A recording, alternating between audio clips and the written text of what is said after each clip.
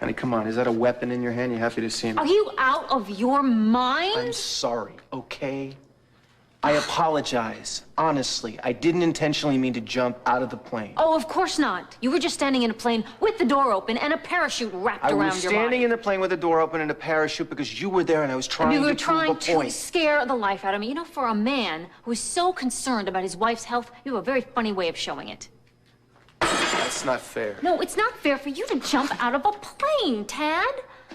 I felt so helpless. I just had to stand there and watch you fall and pray that the parachute would open before you hit the ground. Do you know how terrified I felt? Yes, absolutely. That's the point I was trying to make. Because from the moment you told me you were pregnant, that's exactly the way I felt. Oh, you cannot compare the two situations. You don't think so?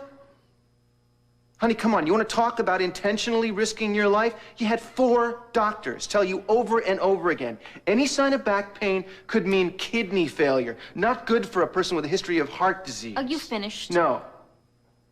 You promised Hayward. You gave him your word that you would tell him the minute you felt any discomfort. So what did you do?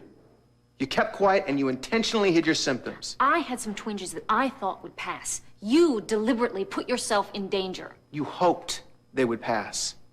Honey, that's like rolling a couple of dice. At least the odds were that my parachute was going to open. And I was prepared to do whatever it took to make you see what you were doing. And if that included hitting the silk, you know what? I would have done it gladly. I got to admit, once we were up there, I had some second thoughts. Didn't necessarily like the idea of putting my life on the line. Unlike some people I know, the idea of leaving you and the boys alone is not a happy one. What, you jumped? No, honey, I fell. You're the one that wants to jump. You still do. For you, getting pregnant again is just like me jumping out of a plane. It's worse. I had a parachute.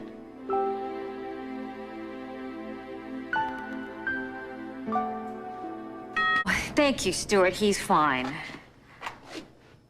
No, you don't have to bring over any soup. That's very sweet of you, though. I will. Okay, bye-bye, honey. That was Stuart and Marion. They were concerned. Well, at least you could honestly say that I'm fine. And you couldn't where I was concerned? No. Tad, I didn't voluntarily risk my life. I had some twinges. I thought they would pass. Okay.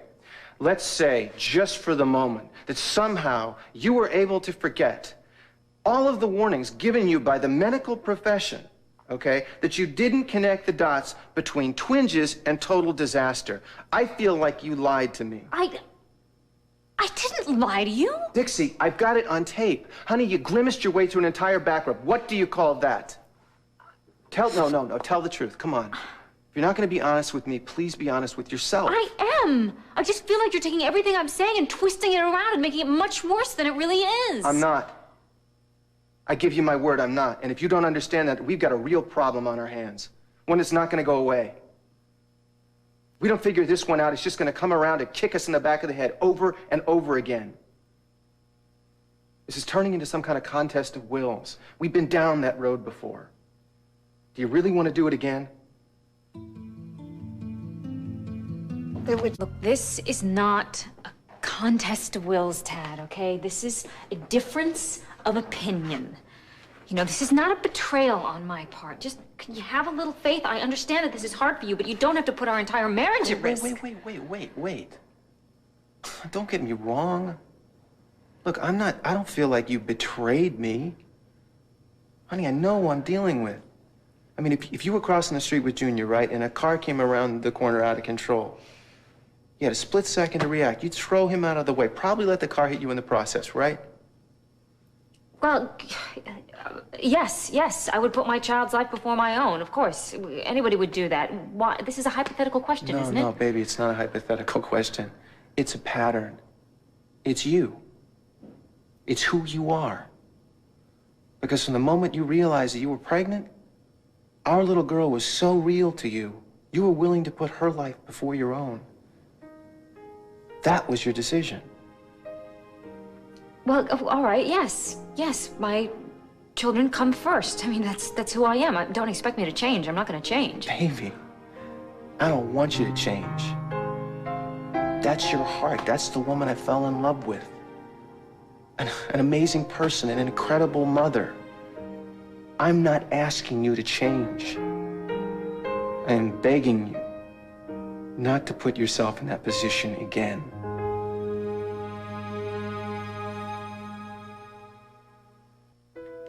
So that's it.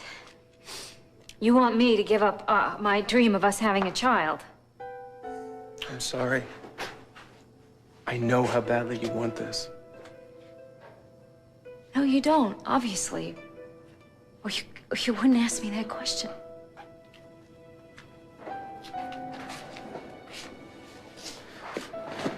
Honey.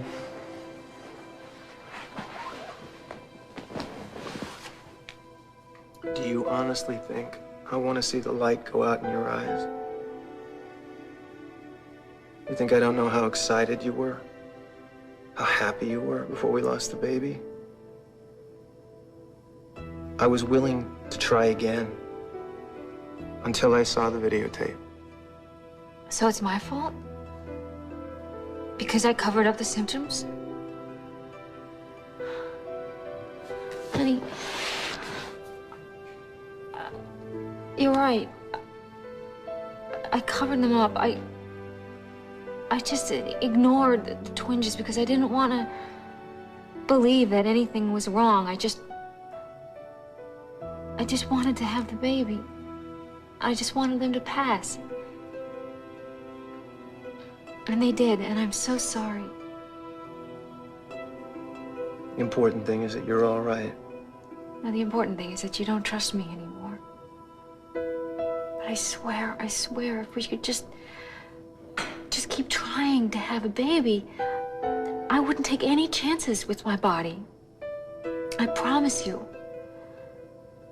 Just please don't give up on us, on the idea of us having a baby together.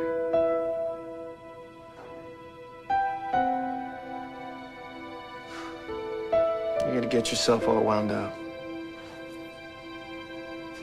It's not like we don't have a little time. So we could still think about it, right? Yeah. We can think about it. Let's just do it later, okay? Can we just put the idea of having another baby on hold for a while? Can you do that? For me?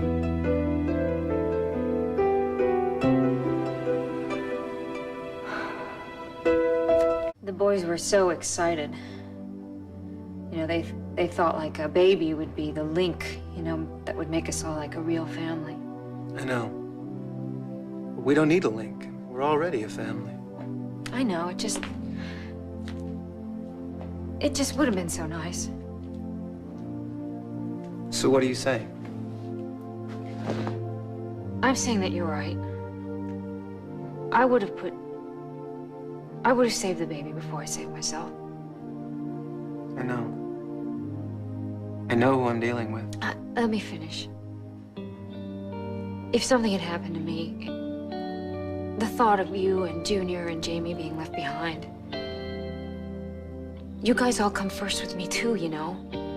And I never should have done anything that made you feel as if you didn't.